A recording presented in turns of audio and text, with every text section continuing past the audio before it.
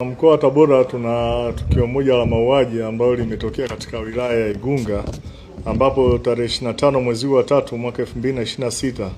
majira ya saa 3 za usiku katika kitongoji cha Ibindo, kijiji cha Imalanguzu, kata ya Mwamakona, tarafa ya Igurubi, wilaya ya Igunga na mkoa wa Tabora, mwanaume mmoja aitwaye Bunzali Jidola, huyu ana umri wa miaka 30,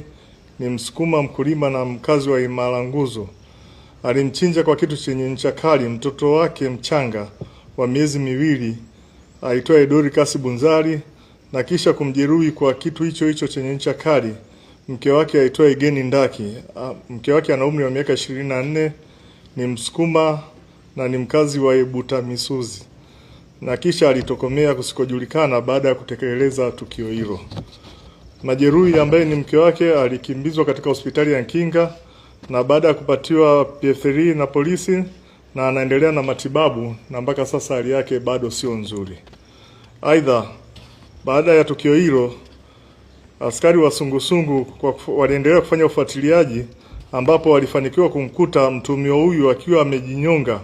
kwenye nguzo ya umeme mkubwa wa TANESCO katika eneo la kijiji hicho kwa kutumia shuka yake ambayo ilikuwa na rangi nyeusi. Chanzo cha tukio hili ni wivu wa kimapenzi, na ni kwamba mtumio huyu ambaye alijinyonga baadaye alikuwa akimtuhumu mke wake kwamba mtoto aliyezaa naye kwamba sio mtoto wake. Na hii ilikuwa ni siku mbili baada ya kutoka katika eneo la machimbo namba 6 maeneo ya Bulangirwa yaliyopo katika kata ya Choma, wilaya Igunga, ambapo alikwenda tangu mwezi wa 8 mwaka 2025 kwa ajili ya shughuli za uchimbaji wa madini. Nitoe wito kwa jamii, pale ambapo kunakuwa na migogoro ya kifamilia, wapo viongozi wa dini na viongozi wa serikali kwa ajili ya kushughulikia migogoro mbalimbali ambayo inaweza kujitokeza, na sio kujichukulia hatua ambazo kama alizochukua huyu bwana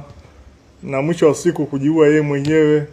Kitendo alichofanya ni kitendo cha ukatili mkubwa ambao hauwezi kukubalika kwenye jamii.